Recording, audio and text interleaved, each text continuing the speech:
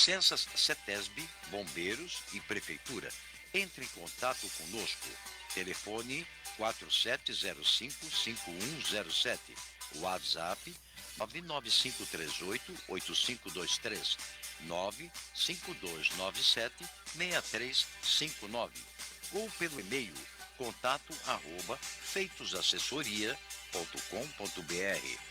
Avenida das Conchas, 678, Cidade de São Pedro, Santana do Parnaíba. Se você tem dúvidas ou quer receber orientações sem compromisso, consulte a Feitos Assessoria. Trianon, 24 horas no ar, a mais paulista das rádios. Metrópole em Foco, para discutir a cidade que queremos, seus problemas e suas soluções.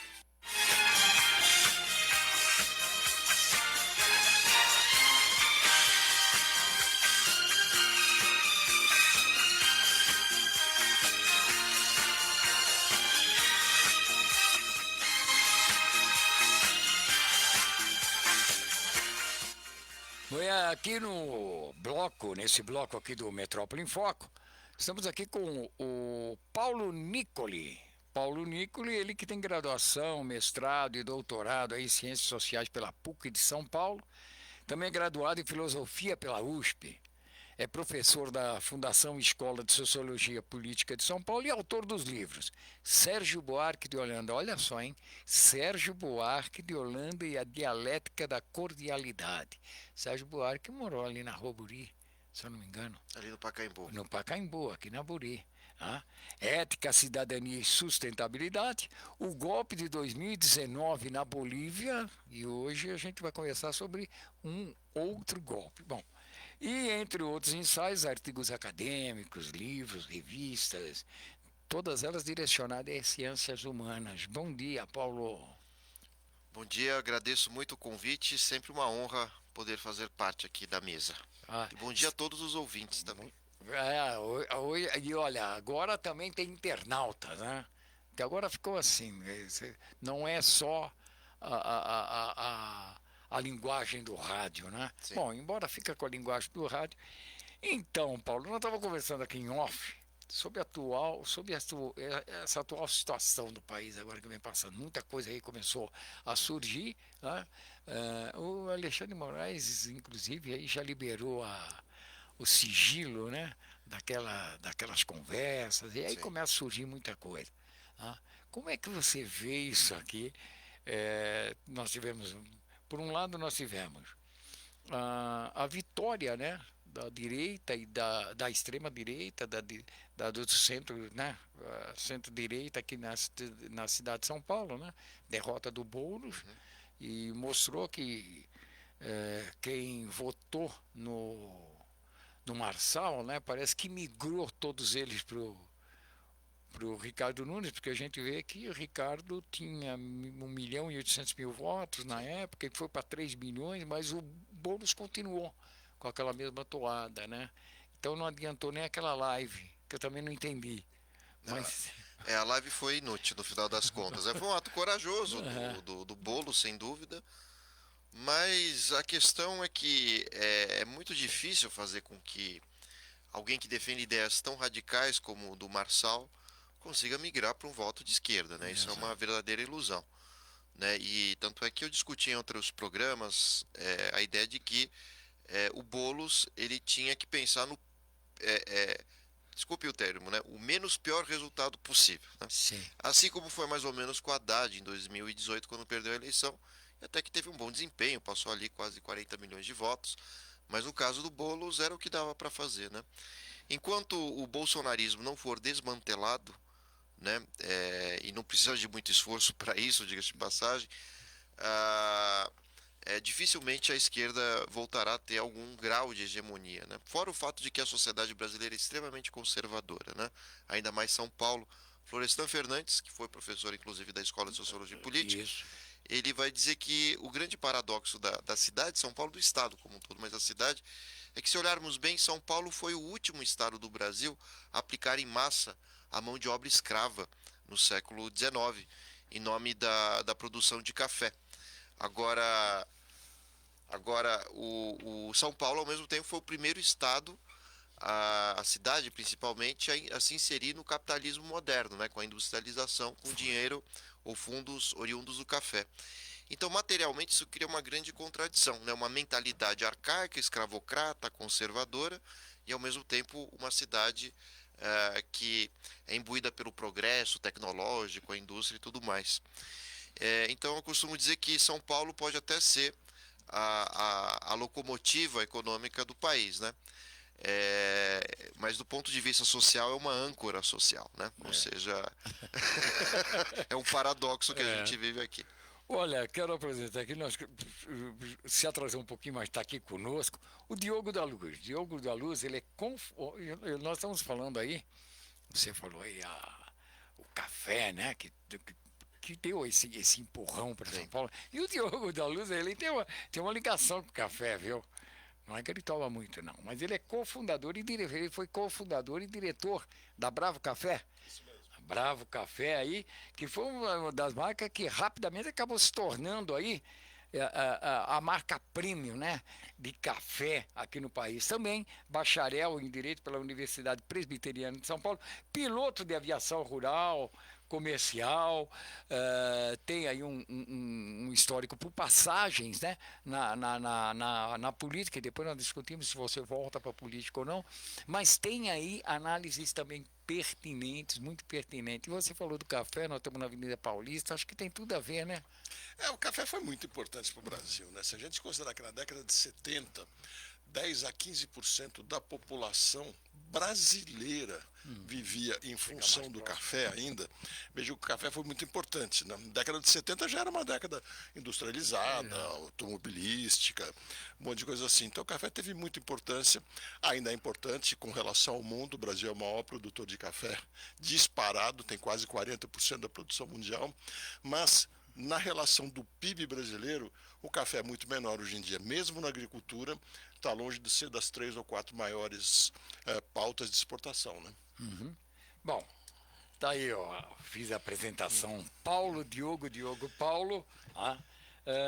Bom, olha, abrindo aí, o Paulo, você chegou um pouquinho aí, quem não pegou, depois nós vamos repetir tudo isso lá no Eu vim ouvindo no caminho. Vem ouvindo. Então, e aí perguntando, né, nós vimos aí uma situação, né, da reeleição do prefeito Ricardo Nunes, e agora com toda a situação que vem passando, né, o Paulo, o Diogo, com isso que nós estamos vendo aí nos últimos dias, o STF, tá uma movimentação, todo dia você dorme, acorda, tem novidades aí para nós, né? Como é que fica a situação do Ricardo Nunes, que tem um apoio explícito, né, do Bolsonaro, também o vice do Ricardo, indicado pelo Bolsonaro? Será que São Paulo começa a analisar alguma coisa nesse sentido? Não, né? Bom, eu vejo que só uma alternativa para a direita, né? Primeiro que nem toda a direita é defensora do golpismo, do bolsonarismo, e ainda aqueles que se aliaram a Bolsonaro, mas ainda assim tinham uma tendência mais democrática, né? Vão ter que se afastar, né? Esse é o ponto, né? Isso vale para o Tarcísio, vale para o Ricardo Nunes, enfim, as próprias eleições municipais desse ano mostraram uma fragmentação das direitas, né? Diga-se de passagem, o fato do Bolsonaro estar inelegível, não se sabe até quando livre também, mas essa é uma outra história. Mas o fato dele estar inelegível criou um vácuo, né, de lideranças da direita. Lideranças carismáticas, né, com grande peso. Mas ainda assim, Bolsonaro tem um grande capital político, né? Ele teve mais de 50 milhões de votos, 48%, né, mais ou menos, os votos. Então, diante disso, a gente viu em várias capitais do país disputas entre candidatos à prefeitura que em 2022 estavam apoiando o Bolsonaro, né? Direita versus direita. Agora, uma direita mais extremada contra uma direita mais moderada, liberal, light, democrática, né? Que é o que a gente espera de uma democracia, né? Nada de extremismos, né? E que ponham em risco a democracia principalmente, né? O fanatismo, né? Sem dúvida. Acho que tem um ponto importante que o Paulo colocou sobre precisar se afastar. Curiosidade é que nós tivemos uma pesquisa feita pela Paraná Pesquisa recentemente que deu que o Bolsonaro, nesta semana que ocorreram as denúncias todas aparecendo aí, que o Bolsonaro seria eleito presidente se fosse candidato neste momento, né? Porque Mesmo com todas as mesmo com tudo isso, isso que é curioso, que Lula e Bolsonaro são as pessoas mais notórias do país, sem dúvida alguma, mais conhecidas pelo eleitorado. E como o Lula é o que está no governo, e a tendência de um governo é sempre perder um pouco de popularidade, pelo menos na média aqui no Brasil, o Bolsonaro ficou um pouco à frente. A minha leitura é que grande parte da população, a maioria, não tomou conhecimento desse assunto ainda, e se tomou, não teve a compreensão do que possa ser. Mas eu concordo que quem é direita, seja mais à direita, centro-direita, meia-direita, aqueles que não rechaçarem golpismo, ficarão no meio do caminho e poderão queimar, inclusive, as suas bandeiras. Pode-se até dizer, algumas pessoas ainda haverão de dizer, não, mas essas denúncias são infundadas. Eu não posso garantir que sejam, mas me parece bastante consistente tudo o que apareceu e o tempo vai mostrar. Agora, de toda maneira, mesmo que do ponto de vista criminal isso não seja forte o suficiente, me parece do ponto de vista político, apoiar pessoas que tenham na mente a ideia de crimes contra a vida, inclusive, é muito difícil de andar para frente. Então, eu acho que realmente o discurso tem que pensar muito bem agora se o discurso vai ser seguindo pessoas, com todo o desgaste que poderá vir, ou o discurso atrás de bandeiras, deixando as pessoas que estão tropeçando por aí, que se esclareçam com a justiça e se eventualmente demonstrarem que eram inocentes, depois se juntem lá na frente. Me parece que tem que ser por aí. É isso? Mas os relatórios da Polícia Federal afastam nessa tentativa de criar alguma interpretação de inocência, né? Foi muito grave, né? A minha leitura é essa. Sim. A minha leitura é essa, sem dúvida. E como eu disse, para não entrar na questão criminal, porque a prova na área penal sempre é mais técnica, né? Então, do ponto de vista político, para mim é mais do que suficiente para dizer esse tipo de pessoa não pode ser uma liderança política daqui para frente. Essa é a minha leitura. Mas a gente sabe que tem algumas pessoas que querem ver mais para crer ou não querem ver, talvez, para não crer, né? Sim, mas só essa situação já é gravíssima, né? O fato de pessoas tão próximas ao Bolsonaro, né, da cúpula militar, Braga Neto, General Heleno, o fato de usar aparelhos públicos também, né, desde armas, impressoras dentro do palácio, né, para tramar um golpe, isso é gravíssimo, né? E eu acho que o que a gente precisa mesmo é de um letramento democrático no país, né? Entender que a democracia ela pode ter vários defeitos, mas ainda assim ela é infinitamente melhor do que qualquer ditadura, qualquer governo autoritário. E, enfim, foi com a democracia, com todos os defeitos do governo do FHC, que a gente começou a controlar a inflação, com todos os defeitos também do governo Lula, que milhares de pessoas foram retiradas, né, da miséria, né, da fome absoluta, enfim, com todos os defeitos também. O Brasil se inseriu mais, né, no mundo globalizado, teve maior desenvolvimento econômico, agrário, né, com todas as crises que a gente passou e tudo mais, né, mas é importante perceber que é com a democracia que pessoas que vivem à margem da sociedade, sem direitos, né, movimento negro, LGBTQIA+, enfim, entre outras tantas demandas de esquerda, de direita, que é a partir da democracia que a gente consegue estabelecer um mínimo de civilidade. Então, eu diria até mais aí, porque só quando o cidadão percebe que o voto dele faz a diferença, que ele participa de verdade dos destinos do país, é que ele ganha a cidadania de fato, né? E isso só acontece com a democracia, sem dúvida alguma. Né? Tem todos os defeitos, mas ainda assim é melhor que uma ditadura. Sem dúvida nenhuma. Agora, nós tivemos as eleições, quer dizer, as eleições municipais deixou muito bem claro, parece que a esquerda ela está um pouco fragmentada, porque o Boulos teve apoio de toda a esquerda aqui na cidade de São Paulo, e eu estou usando a cidade de São Paulo, porque nada, nós temos aqui, pelo menos registrado, mais de 7 milhões de eleitores. Então, de repente, o Boulos teve todo o apoio de toda a esquerda, inclusive do próprio presidente Lula. Tá? E pela segunda vez o Boulos não chega na prefeitura. Abstenção. Tá? ultrapassou o número de votos do Bolo. O que está acontecendo? Será que as pessoas, vocês estão falando aí a democracia, né? As pessoas estão mais ligadas, mas será que estão desinteressados da política ou dos políticos, né? Porque parece que não parece coisa nova.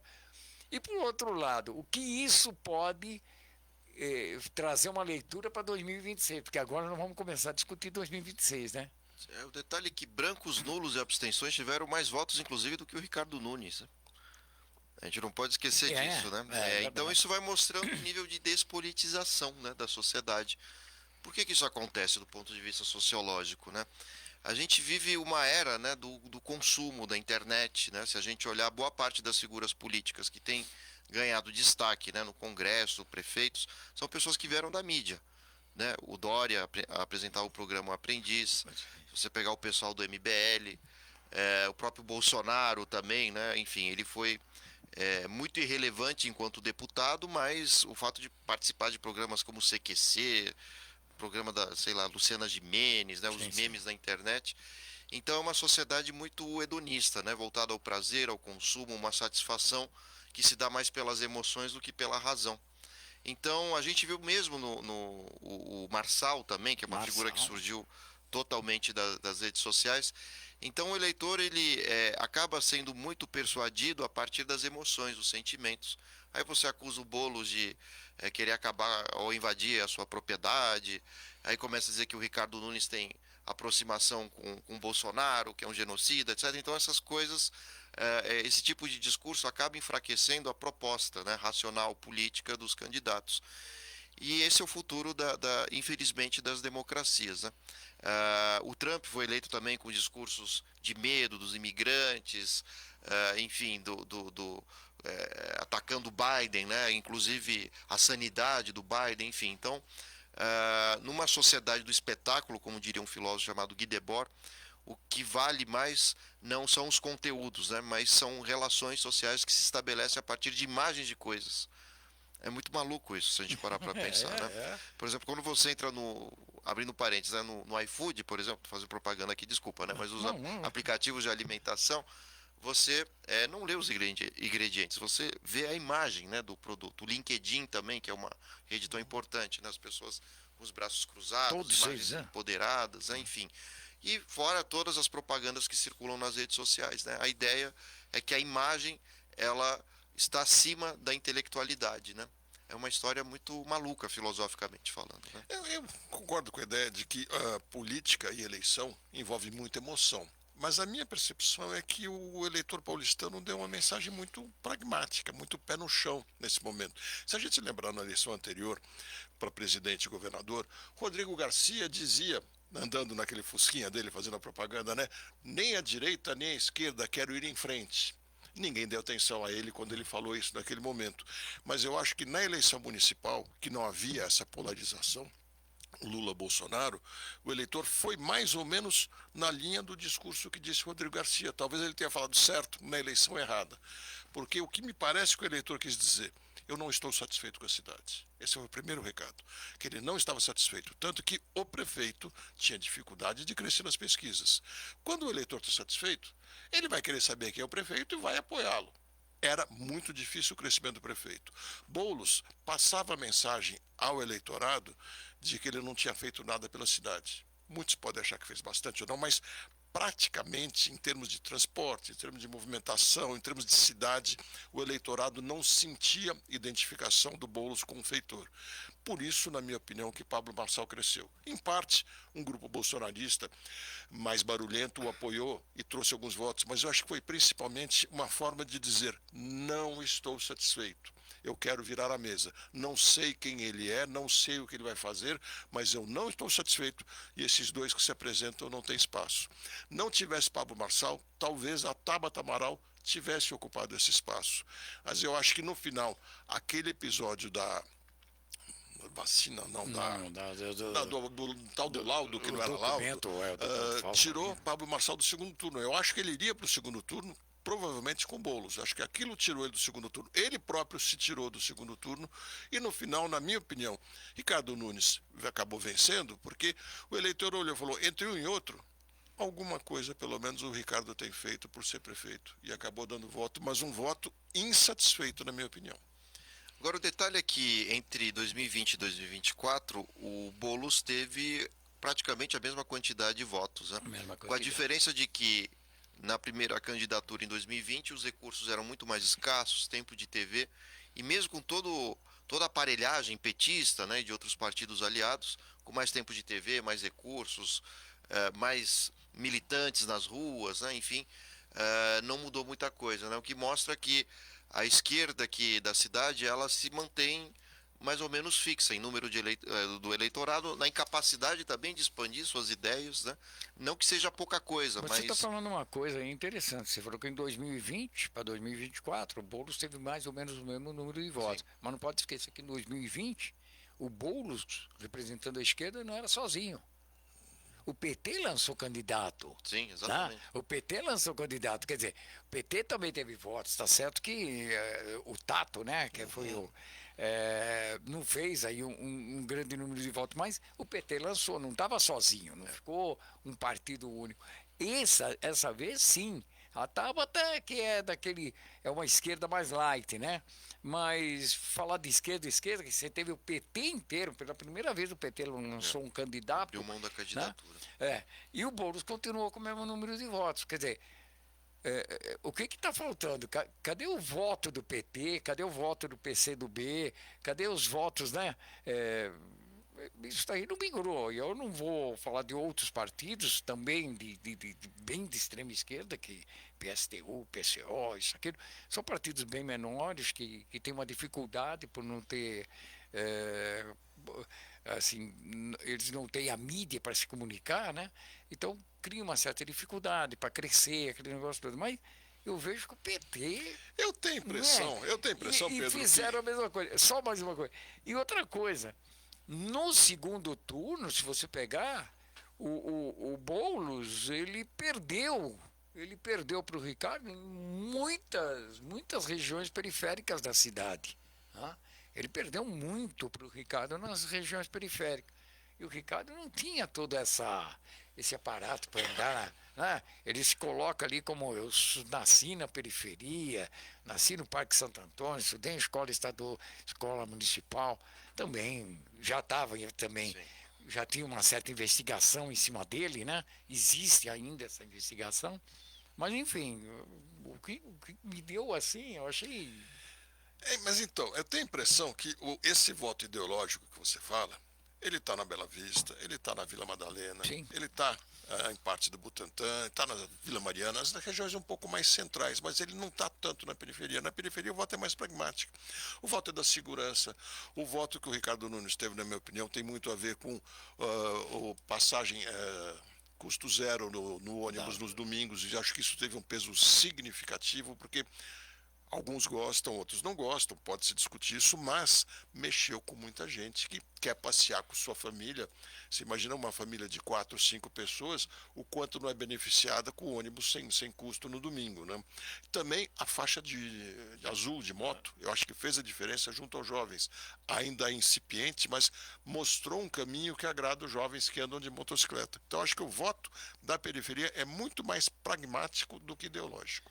Eu chamaria atenção para outro fenômeno, né? Até mais ou menos um ano e meio atrás, quase ninguém sabia que era o Ricardo Nunes. Né? E essa é uma recorrência que tem aqui em São Paulo, né? Eu diria mais ou menos desde Maluf, quando indica o Celso Pitta, que também era um ilustre desconhecido. Né? Então, São Paulo tem uma tendência de dar um cheque em branco, né? Para essas figuras que se apresentam quase que à margem ou fora da política. Né? Esse cheque também vale para o Tarcísio? Que também vale para o Estado, né? De alguma forma, né? Mas outros políticos, o Kassab, né? Também ninguém sabia que era o Kassab, de repente aparece ali como um sucessor do Serra, né? Enfim, como vice-prefeito, salvo engano. O Dória também veio dos meios de comunicação, enfim, não tinha uma experiência política necessariamente. A gente teve, quem mais que teve que de prefeitos aqui que apareceram do nada, né? O próprio Haddad, quando foi prefeito, ele não era uma pessoa notória tinha para sido a cidade, ministro, né? Enfim. Mas para a cidade não tinha uma relação propriamente, né? O Serra desistiu da prefeitura, né? Então, e desistiu 2 vezes, então foi deixando os seus vices, né? Mas esse é um fenômeno que a gente tem que começar a perceber. Ou seja, quanto menos conhecido, maiores as chances, né, de uma ascensão política aqui na cidade, né? O ilustre desconhecido Exatamente. é bem melhor, né? Interessante sua fala, Paulo. Não seria isso talvez justamente uma demonstração de insatisfação do eleitor paulistano? Porque a minha percepção é que não é com esta ou aquela administração recente. O eleitor, o cidadão paulistano gosta da cidade, gosta de viver aqui, muitos vieram para cá para crescer na vida e conseguiram, mas ele não se sente assim abraçado pelas administrações públicas faz muitas e muitas décadas, né? Então talvez seja uma forma de sempre dizer não estou satisfeito, e o não estar satisfeito é votar no menos conhecido. O Pablo Marçal, me parece, foi muito esse lado, como eu tinha dito no começo. Uma forma de dizer, não gosto desses políticos.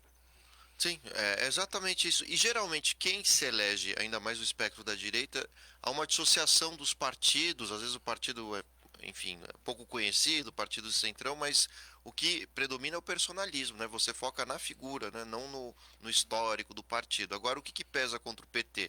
É que o PT ele coloca a marca PT, a estampa PT, sobre os seus candidatos, né? Talvez com exceção do Lula, né? O Lula é superior ao PT, né? Mas dentro dos municípios e estados, o PT é superior aos seus candidatos, né? E aí pesa contra o PT todo o histórico, né, de críticas dos meios de comunicação, desde o Mensalão, a Lava Jato, né? Enfim. Então, o fato é que o PT ele tem uma margem muito negativa para boa parte, né, da população. Isso aconteceu com outros partidos, por exemplo, o PFL, né? Enfim, tanto é que mudou de nome, hoje, enfim, virou Democratas, que virou não sei o quê. Foi uma estratégia, né? O MDB que virou MDB. Então, essa é uma das formas que os partidos fazem para serem esquecidos, mantendo os mesmos políticos, né? Curiosamente, né? Muda o nome, mas Os mantém... donos continuam os mesmos. Né? Pois é. Então, mas os partidos de direita fizeram isso muito bem, né? Para até se desvincular da ideia da ditadura militar, né? Porque o partido Arena, né? Virou o PFL. Hoje se dissolveu em Democratas, União Brasil, né? Aliás, o Democratas virou União Brasil, né? Enfim, então você vai vendo que foi uma estratégia para gerar um certo esquecimento. Agora o PT não, o PT se mantém tal como está, né? Do ponto de vista não só do nome, mas de muitas ideias, muitas delas contra o capitalismo, etc. Apesar que é um partido bem dividido, né, internamente, tem uma ala mais, tem um centrão do PT que hoje está no governo de fato, né, você tem a esquerda do PT, mas o fato é que o PT, desde a sua fundação na década de 80, mantém praticamente os mesmos nomes, não renova as lideranças. O Lula, já praticamente octogenário, será de novo candidato à presidência. Mas quem vem depois dele, né? Então vejam que são os mesmos figurões que ficam Não se circulando. trabalhou um novo nome, né? Não está se trabalhando um novo nome. O mesmo quando se tentou não foi para frente, Haddad. Isso daí começa a criar uma certa dependência, porque mesmo que o Lula saia candidato, né, que é o que vai acontecer, porque é o único que está aí para derrotar, quem é que vai pegar o Bolsonaro sendo condenado, vamos colocar assim, e vai preso, ou está inelegível, bom, enfim, quem é o sucessor de Bolsonaro? Também não tem. Também não tem. Tarcísio parece que está se colocando aí como o eventual sucessor de Bolsonaro. Agora Tarcísio... Não, então, Tarcísio se coloca aí. De repente, não, eu acho que ele não tem cacife político para... Mas tem uma outra história. Desculpa, você primeiro. Perdão. Vamos rapidinho aqui. Agora, o Tarcísio se colocaria como candidato à presidência, a não ser que tivesse uma sensação muito forte de poder vencer, porque ele está naquele que pode-se dizer o cargo político, né? Dentre os cargos importantes do Brasil, o mais confortável deles, né? Porque o estado de São Paulo é um estado bem administrado, se compararmos com o restante do país. É um estado rico, logicamente, se compararmos com o restante do país, riquíssimo, é uma administração menos crítica. A da Prefeitura de São Paulo, por exemplo, é muito mais difícil. A Presidência da República é muito desgastante. Então, ele, com a boa chance de reeleição, com o próprio apoio do Kassab, que enxerga uma reeleição do Tarcísio, muito provável, e que enxerga num caminho mais adiante, provavelmente, ele próprio, Kassab, sendo o sucessor de Tarcísio em 2030, será que eles vão querer, a não ser que tenham muita certeza de poder ganhar? Mas a questão que eu deixo aqui é o seguinte: o Lula é o mais provável candidato à reeleição, por Sem tudo que a dúvida. gente imagina, inclusive, como disse o Paulo. O Lula tem uma imagem muito acima do PT, e como eu falei no começo, é a figura mais notória da política do Brasil. Mas, se o Lula, depois de 3 mandatos, tiver a percepção que ele tem poucas chances de vencer a eleição, ele vai tentar encerrar a carreira de campanhas políticas dele com uma derrota, ou preferirá dizer, então eu não vou para a reeleição se não tiver boa chance? Fica essa dúvida aqui. Agora, eu chamaria atenção para o fato de que, desde a redemocratização, nunca um governador conseguiu ser presidente. Né? É um queima-filme, né, ser governador. Olha só o que aconteceu com Dória. Nem conseguiu ser candidato à presidência. O Serra, o próprio Alckmin não conseguiram. Sendo governadores, não foram para frente. O nome do Zema também se circulou muito como um futuro substituto ali do espectro da direita. Também, né? Enfim. Então, algo parecido que acontece com a cidade de São Paulo acontece no nível federal, né? O Lula nunca foi governador. O Fernando Henrique Cardoso, nem prefeito aqui de São Paulo foi. Né? Jânio não deixou, né? Sentou na cadeira, mas não foi prefeito. Né? O Sarney não foi eleito de fato, né? Foi pelo Congresso, né? Mas... se bem que o Collor havia sido, mas também durou 1 ano e meio, né? Enfim, mais ou menos o mandato dele, 2 anos, né? Enfim. Aí veio Itamar. Pois é, né? Sem apoio nenhum. O Itamar não tinha experiência como governador. Então esse é outro fenômeno também interessante, né? Os cargos executivos, né? Eles dão mais ibope, digamos assim, a quem tem uma experiência fora da política ou a margem da política ou cargos necessariamente executivos, né? É algo para se pensar. E o Lula é o maior exemplo disso, né? Talvez consiga o 4º mandato sem nunca ter sido prefeito ou governador. Então, por que isso acontece? Porque as demandas de cada cidade são muito pesadas, né? Então, toda a cidade ela é extremamente complexa, ainda mais São Paulo. A cobrança tem é rico, muito tem alta. pobre, tem esquerda, tem direita, tem evangélico, tem ateu, né? Tem cientista, tem gente que tem negacionista, né? Então, problemas de transportes, saneamento básico, falta parque aqui, mas tem muito lá.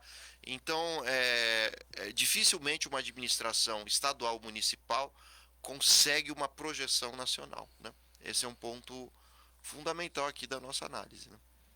Sem dúvida. É interessante a gente ver por esse caminho que você está trazendo, seria de se imaginar que Ronaldo Caiado, que é o primeiro que se disse candidato, porque ele já está se colocando pré-candidato, porque hoje em dia não pode ser candidato, né, para 2026, não seria uma pessoa viável, né? Mas eu acho que isso pode ser um pouco mais uma coincidência. Acredito que São Paulo traz uma rejeição para boa parte do restante do país, isso sim. Então, ser governador de São Paulo tem o peso da visibilidade, que é favorável, mas também tem o peso da rejeição, porque São Paulo é visto por muitos outros estados, especialmente Norte e Nordeste, como um adversário, talvez, um estado que sugaria os outros, e fica um pouco essa imagem, né? O mesmo Dória, né? Enfim, em relação à pandemia, a questão das vacinas, ele tomou as atitudes científicas corretas, né? Mas não foi suficiente, né, para reduzir o tamanho do Bolsonaro, né? É impressionante isso, né?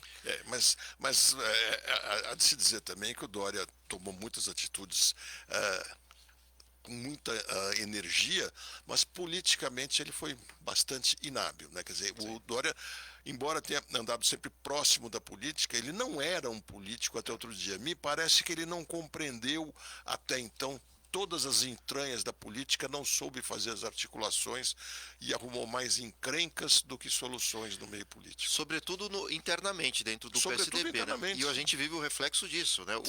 Essa eleição municipal foi o enterro do PSDB, né? O último suspiro tinha sido a eleição do Bruno Covas, apesar que eles ganharam alguma prefeitura ou outra ali no ABC, acho que foi Santo André, salvo engano. São Bernardo. São Bernardo, né? Enfim. Mas dentro da capital o PSDB sumiu, né?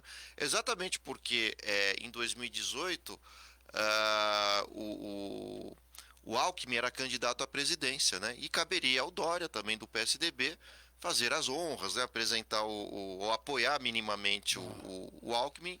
E o Dória, que foi uma indicação do próprio Alckmin dentro do PSDB, resolveu fazer o quê? Usar aquele slogan Bolso Dória, né? Coisa que ele se arrepende até hoje de ter feito. E isso rachou o PSDB internamente e criou atritos, inclusive, entre o Dória e o Aécio Neves, né? Então, o PSDB de Minas é uma coisa, São Paulo é outra. Então, e aqui em São Paulo, o PSDB também, agora nessas últimas eleições, metade do PSDB, que seria, vamos dizer, a ala mais conservadora, os fundadores do PSDB apoiando o Datena, enquanto a outra ala do PSDB que brigou porque o apoio tinha que ser dado ao Ricardo Nunes. E figuras históricas do PSDB acabou nessa questão, simplesmente se desfiliando do partido, estou fora. Né? E isso aconteceu com uma série deles. Inclusive a Renata Covas, mãe do Bruno, foi uma das primeiras a falar, se é assim, me desfiliei e fui embora. Quer dizer, aquele legado, e a família Covas, né? Esse nome Covas tem um peso muito grande no PSDB. Isso porque se a gente olhar para o Mário Covas, um governador, o que ele fez, brigão, turrão, aquele negócio todo, né? Mas ele tinha um peso muito grande, e de repente o PSDB. E aqui, o candidato que teve maior número de votos no PSDB foi o Mário Covas, que não chegou a 6 mil votos. É um número pífio para o partido, num partido que governou esse estado por 28 anos. E o país? Um país. Né? O número é 6 mil votos e não consegue fazer uma cadeira. Sem dúvida, sem dúvida. É impressionante. Quando a gente olha assim, o primeiro momento é dizer o PSDB acabou, né? Mas política, na minha opinião, nada acontece por acaso.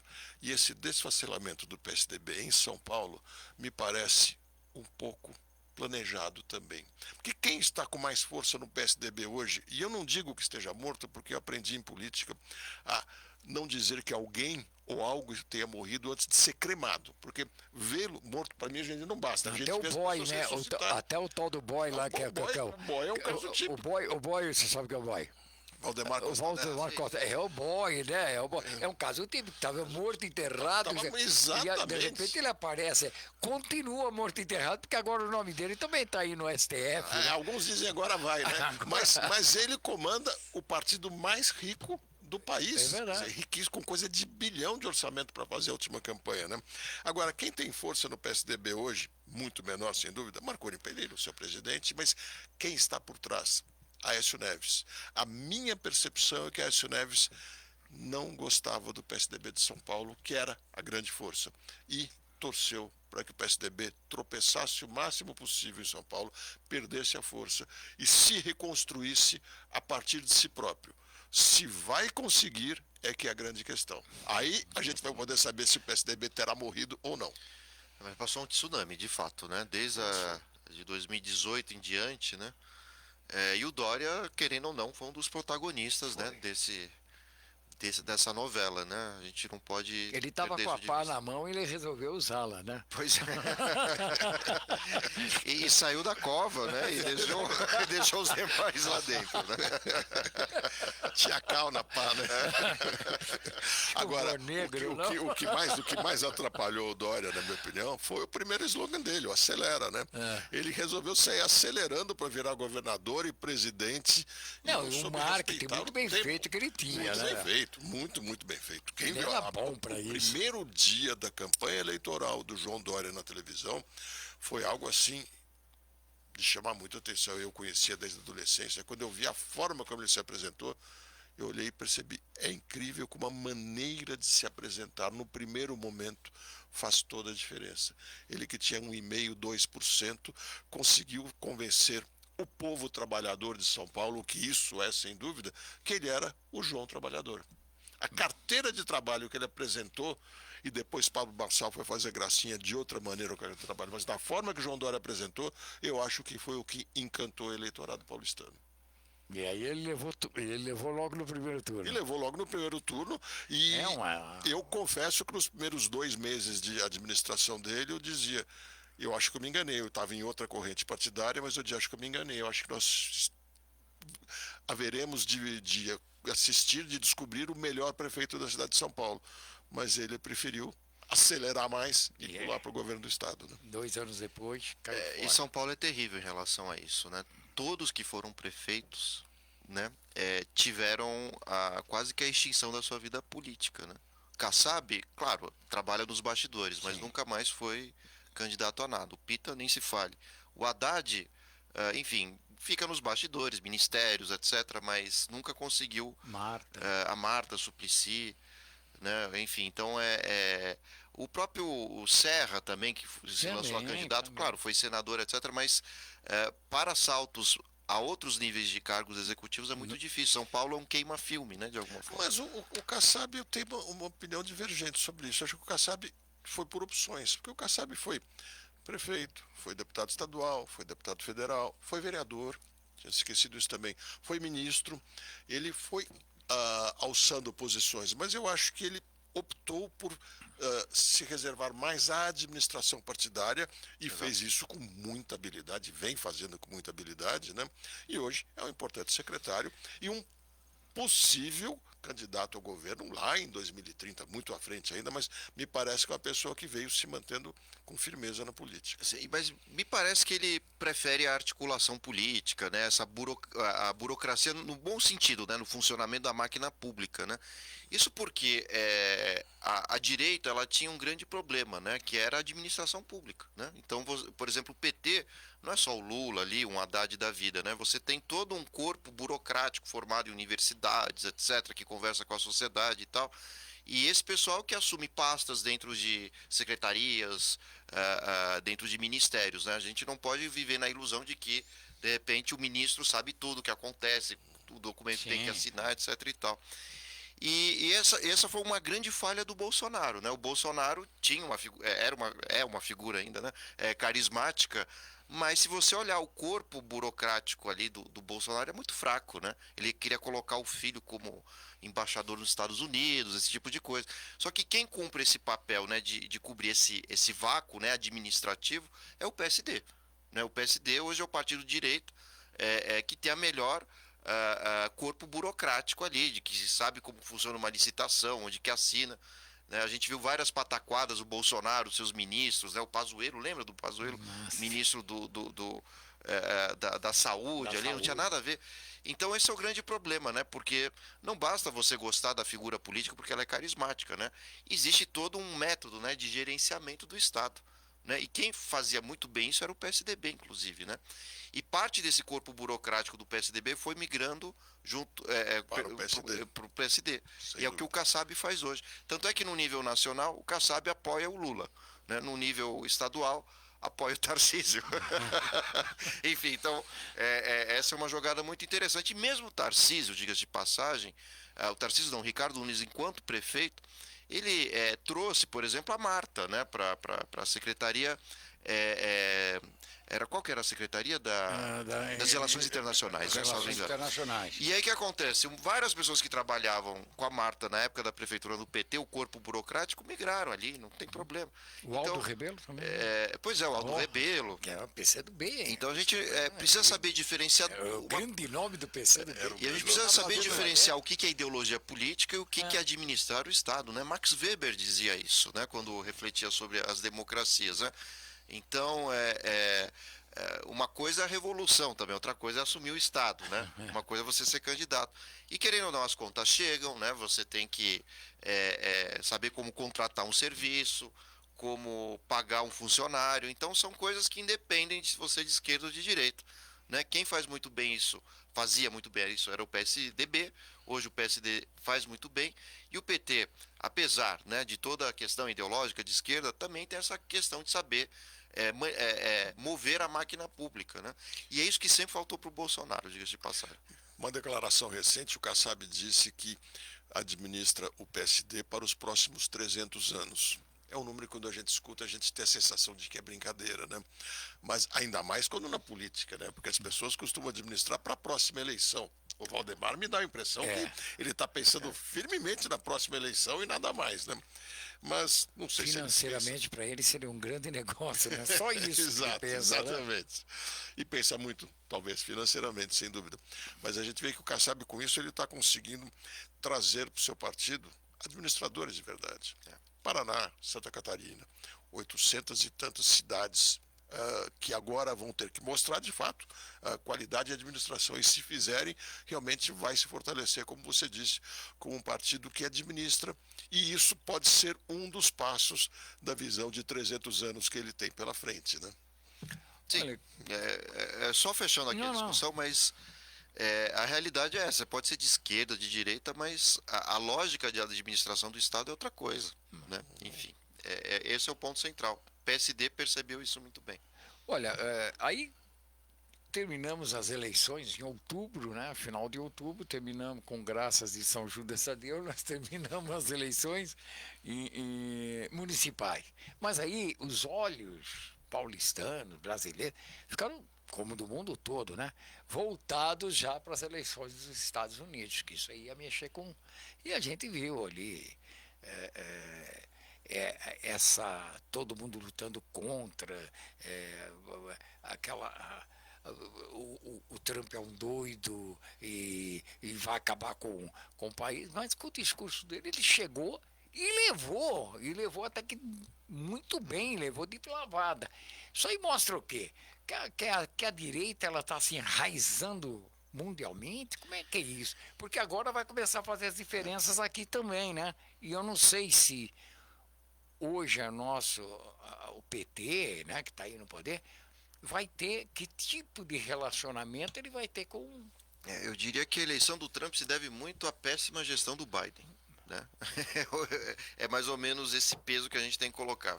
Pesa contra o Biden os democratas, né? 2 guerras terríveis, né? Da Ucrânia, ali na faixa de Gaza também. O nível de emprego melhorou nos Estados Unidos, mas não os salários, né? Esse é um fenômeno que acontece aqui no Brasil, diga-se de passagem, né? A gente vê IBGE divulgando a queda da taxa de desemprego, mas não são aqueles empregos que você consegue fazer churrasco todo final de semana, né? Enfim, então nem picanha. Muito menos picanha, né? E aí o que mais aconteceu, né? O Biden, enfim, se mostrou uma figura muito fraca, né? Nos discursos, às vezes algumas perdas, né? Do fio da meada das discussões, se enrolava, confundia chefes de Estado, então tudo isso, o nome dos chefes de Estado, esquecia a pergunta no meio da resposta, enfim, então tudo isso foi pesando bastante, né? E o Trump, mais uma vez, com um discurso ultraconservador, com algumas falas muito perigosas, muitas, né? Por exemplo, contra os imigrantes, e ao mesmo tempo até com discursos, né, de pacificação do mundo, né? Ele chega a dizer que vai acabar com a guerra, que resolveria em 2 dias o problema da faixa de Gaza, que vai acabar com a guerra na Ucrânia. O Putin ligou para o próprio Trump, né, um dia depois da eleição, parabenizando. Então o Trump entra nesse vácuo deixado pelos democratas, né, trazendo uma esperança de mais empregos, melhores salários, mas isso pode gerar uma conturbação no nível global, né, já que essa nova direita, ou extrema direita, ela é antiglobalista, né? Então as taxas alfandegárias vão aumentar, provavelmente nos Estados Unidos, para fortalecer a indústria interna, a agricultura também.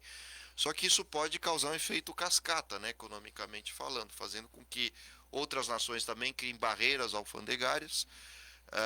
Para o Brasil pode até ser bom em busca de novos parceiros internacionais, fortalecimento dos BRICS, mas a eleição do Trump reforça a extrema-direita mundo afora de novo, sem dúvida, né? Inclusive Bolsonaro. Né? Hoje saíram nos jornais que o Bolsonaro pode buscar asilo político em alguma embaixada, se não da Argentina, ao menos dos Estados Unidos. Só que o Biden só assume em janeiro, né? A gente não pode esquecer disso. E os Estados Unidos não vão dar até o Trump não ser eleito. Mas o Bolsonaro, segundo está aí, a PGR também só vai apresentar tudo agora aí, vai ficar só colhendo material. E o que for acontecer só ano que vem, como a gente sabe que aqui no Brasil tudo acontece após o carnaval, olha que ano que vem que vai o carnaval. ser em março, hein? Então, rapaz, já deu tempo para Agora, como você estava falando aqui em off, né? Com esse discurso aí do Bolsonaro, de repente ele pode pedir asilo, vai que chega janeiro, Trump assume, ele pede o asilo, isso aqui. Bom, então vamos prendê-lo preventivamente, né? Porque o homem está tentando alguma coisa, não? Mas olha, eu quero fazer um comentário sobre essas falas do Bolsonaro, desde que apareceram os comentários aí. Isso vale, inclusive, para aqueles que ainda querem achar que é tudo perseguição e que está tudo certo. O Bolsonaro, aos poucos, ele está complicando cada vez mais a própria vida dele. Quando ele faz uma fala, ele não afirma, mas ele insinua que embaixadas podem ser um refúgio, lembrando que ele já passou algumas noites na embaixada da Hungria, se não me engano, né? Foi. Ele transmite à autoridade a ideia de que pode ter sido um teste e que isso passa na cabeça. E outras falas, quando ele diz, não, mas nós tentamos fazer o estado de sítio dentro das 4 linhas, quer dizer, ele acaba assumindo que de alguma maneira ele estava tentando participar dessa coisa. Ele vai complicando a vida dele, mas eu acho também que vai ser só para o ano que vem.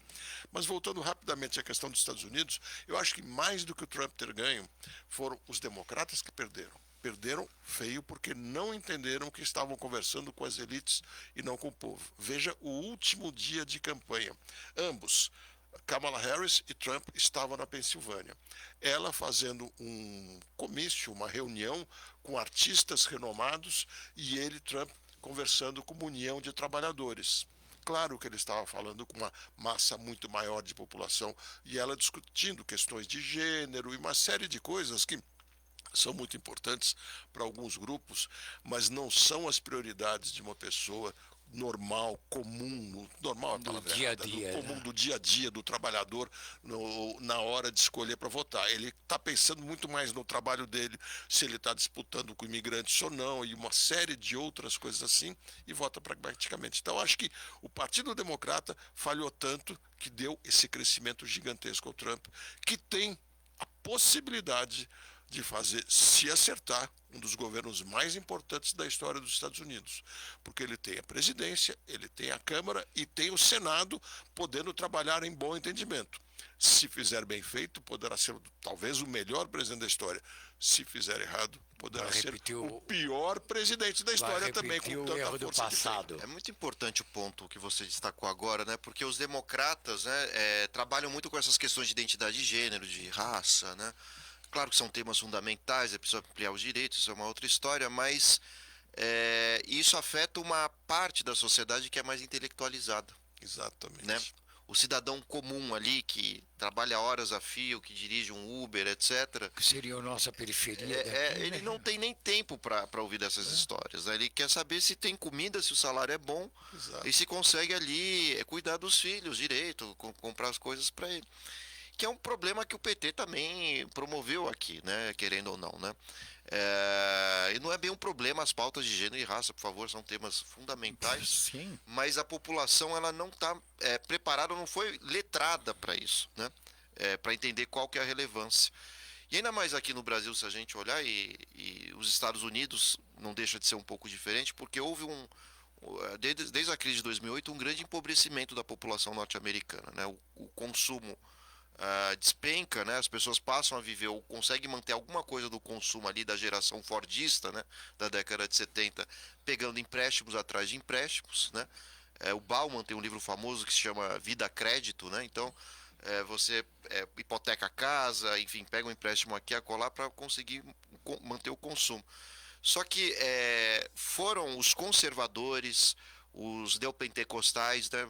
Pastores que conseguiram mais conversar com esse público. Aqui no Brasil também, né? Se você olhar, o que o PT deu para a população mais pobre foi o direito ao consumo.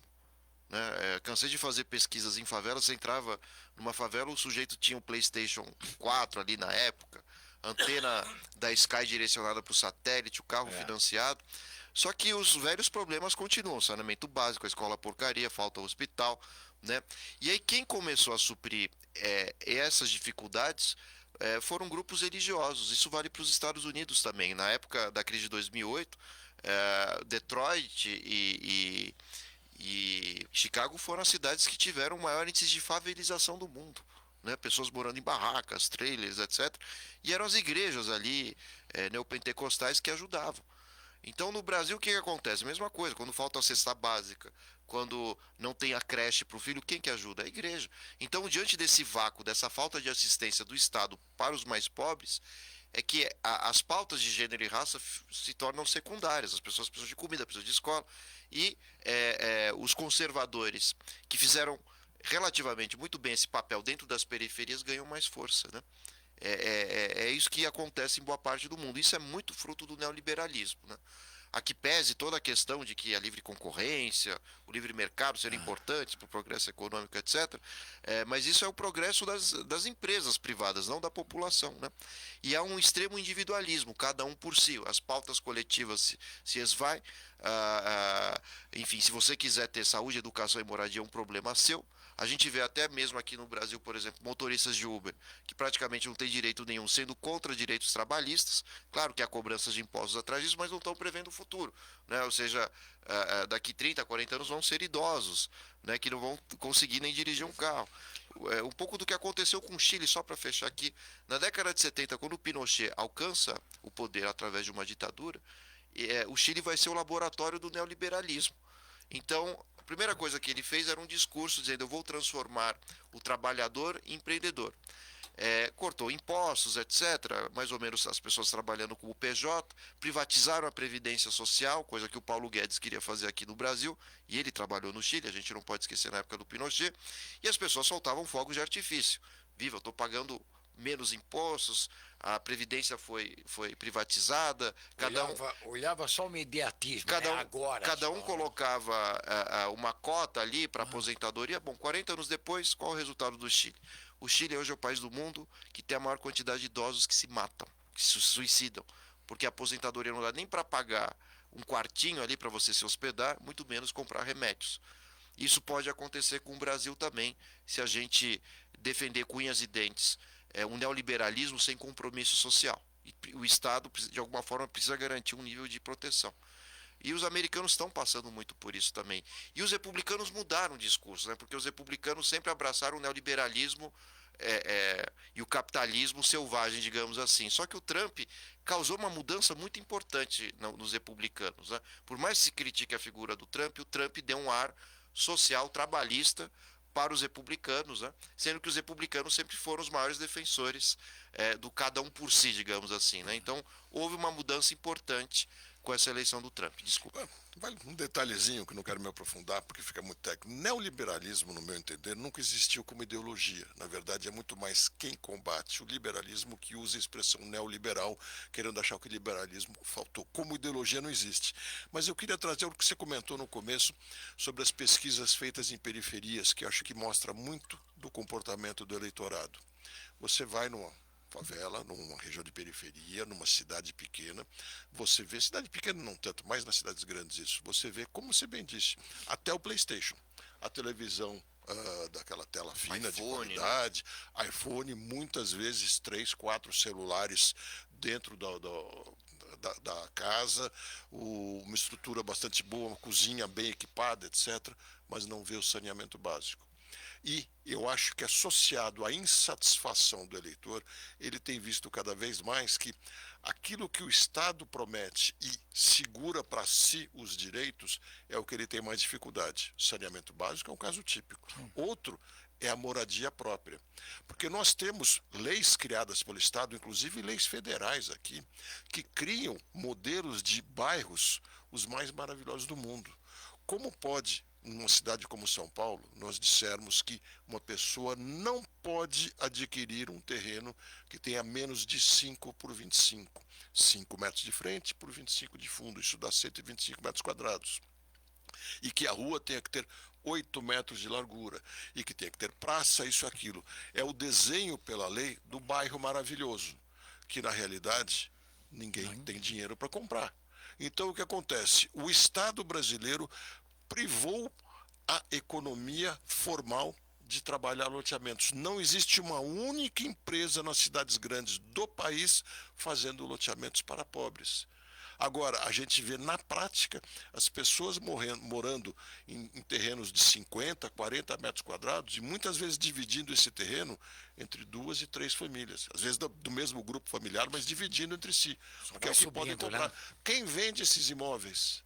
O crime organizado. Então, acho que essa é a indignação do eleitor, que fala, poxa vida, o Estado prometeu uma coisa tão linda que não pode entregar, e agora eu fico à mercê do crime organizado e não tenho o direito de ter um título de propriedade do meu imóvel. E aí ele vê que na Faria Lima tem apartamento sendo vendido com 17 metros quadrados, caríssimo, e fala, por que eu não posso morar num terreno de 20 metros quadrados, numa rua mais estreita, e na Faria Lima o sujeito pode. Ele fica indignado e vota contra a situação. É isso.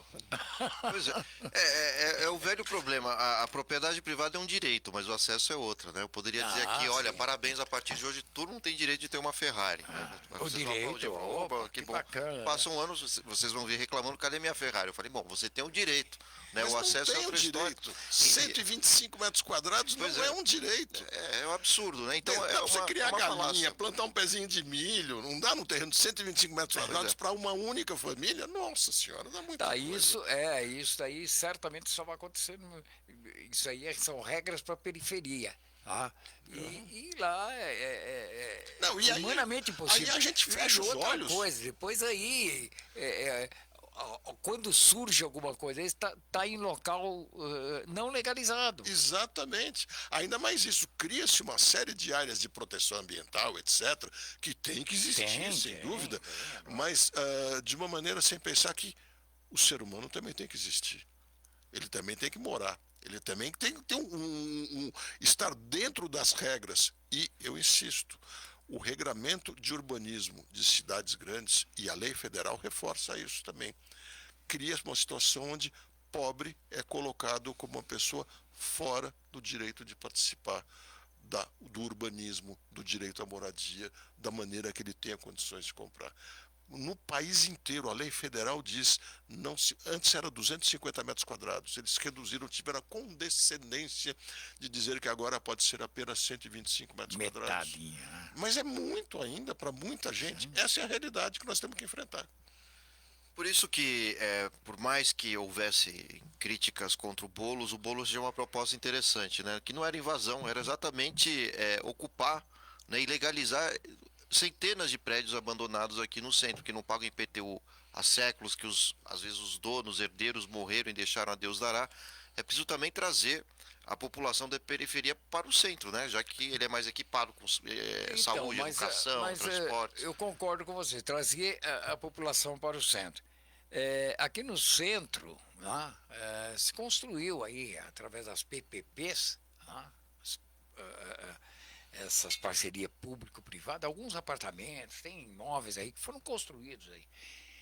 Só que é humanamente impossível, porque se você pegar naquela região hoje, ali onde era a antiga rodoviária, ali na Luz, né, você tem os imóveis que foram construídos ali através de PPP, então apartamentos de 3 dormitórios, apartamentos de 1 dormitório, né?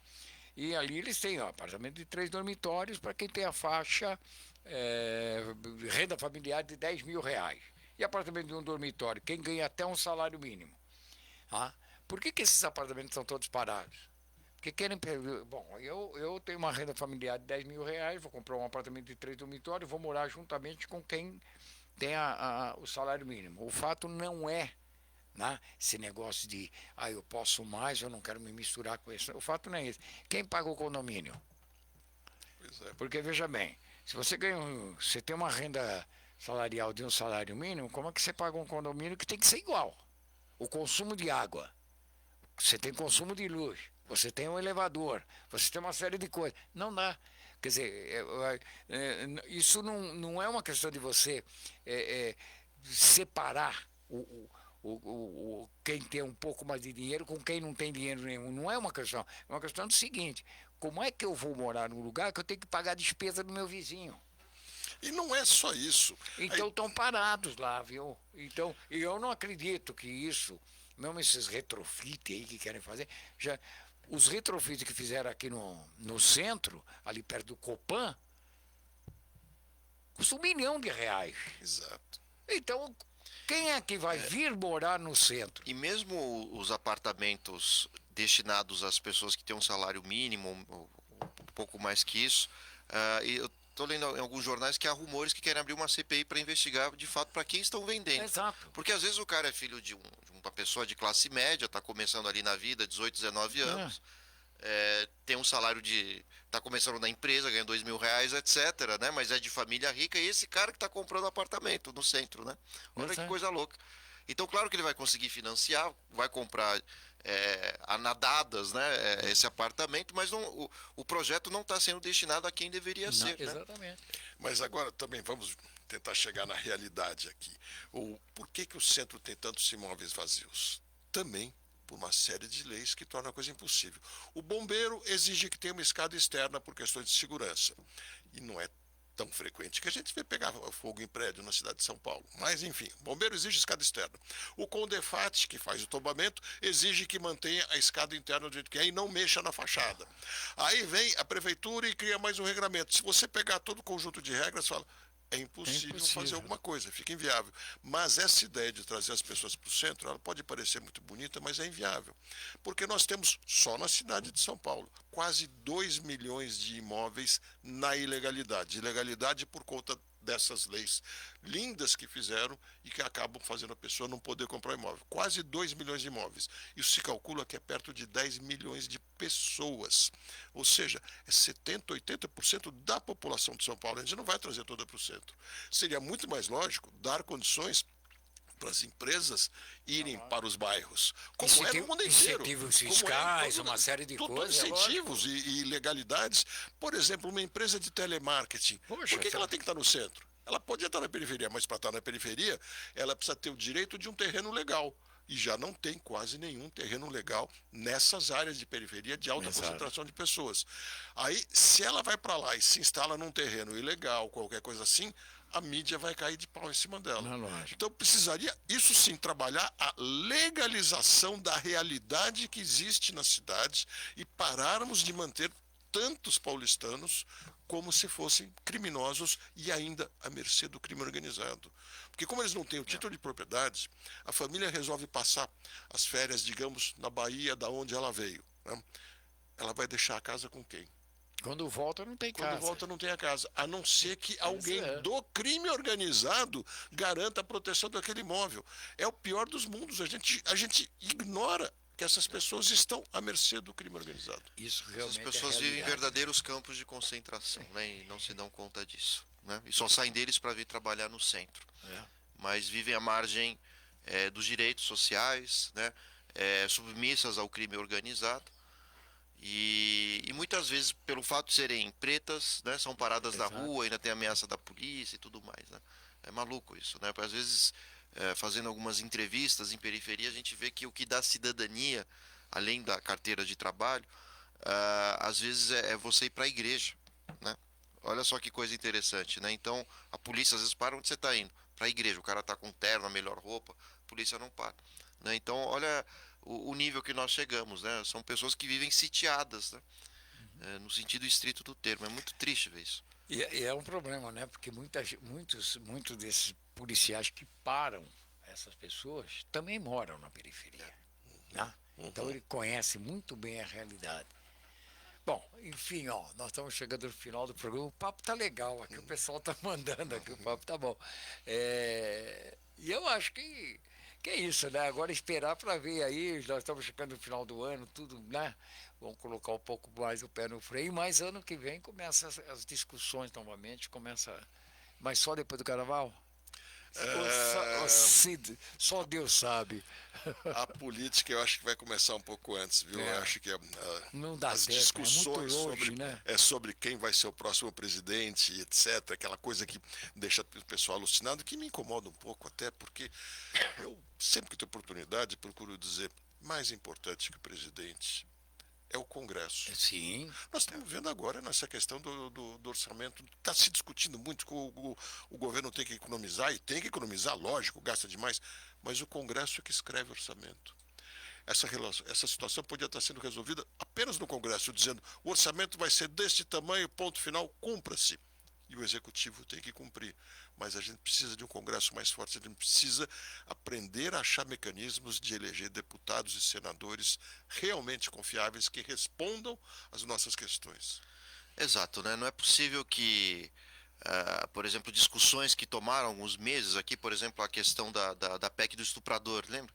Tantos projetos importantes econômicos, sociais para serem feitos, e a monopolização dessa pauta, né, é um absurdo se a gente parar para pensar, né?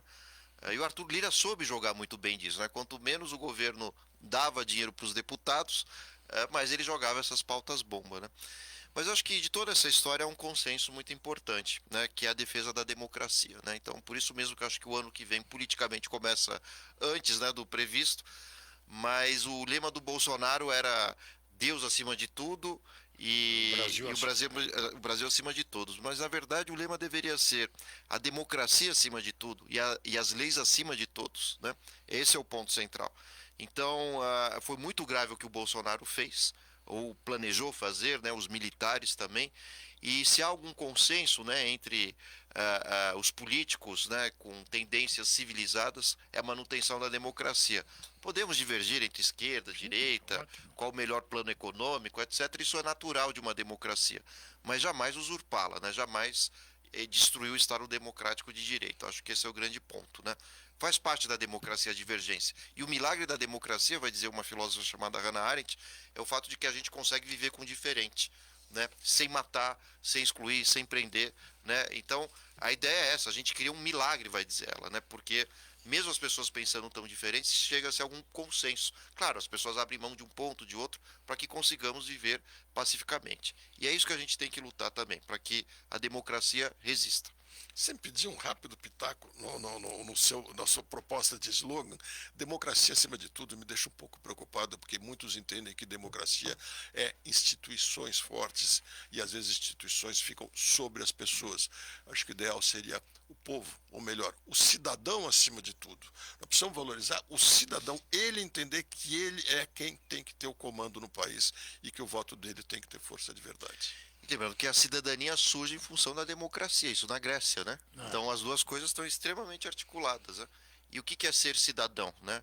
É ter direitos a expandir direitos, né? Ou seja, conseguir fazer cada vez mais parte da vida pública, né? Então isso é algo que a gente não pode esquecer jamais. Com ética, cidadania e sustentabilidade. Isso. O nome de um livro que eu escrevi. O nome do livro aqui, olha, quem quiser saber um pouco mais, pode procurar aqui.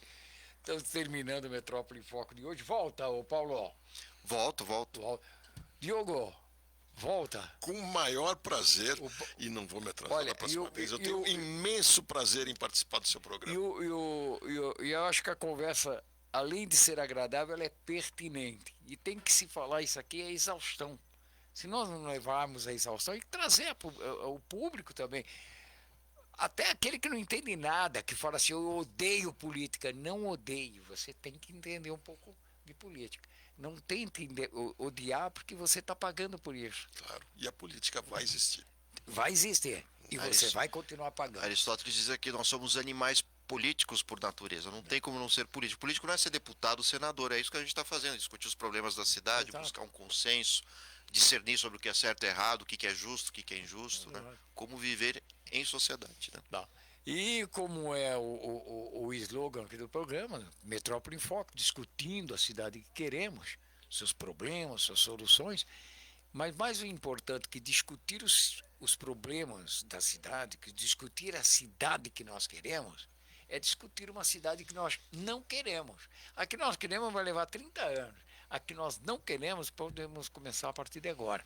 Não quero uma cidade com a saúde na UTI, com um transporte público ruim. Nós temos que deixar de ser esse coadjuvante para ser o protagonista de toda essa história. Exatamente. Não é verdade? Tá bom? Sem dúvida, não queremos uma cidade com corrupção, com desperdício de dinheiro, porque a cidade é rica. O paulistano faz a cidade rica e acaba sendo empobrecido.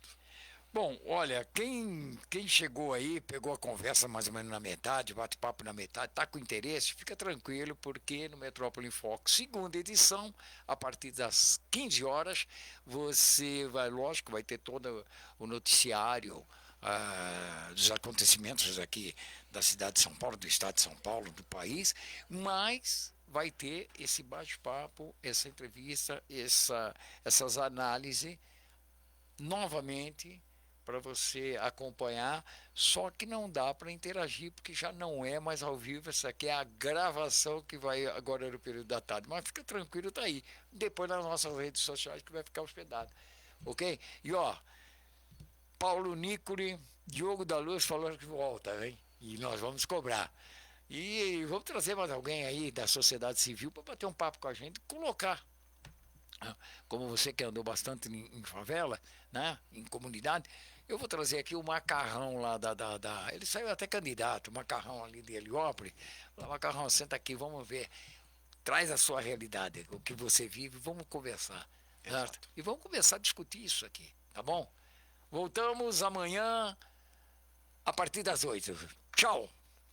Oi, aqui é Ana Castela. Já pensou acabar o ano com R$1 milhão na sua conta? Minha filha, não esquece de guardar dinheiro.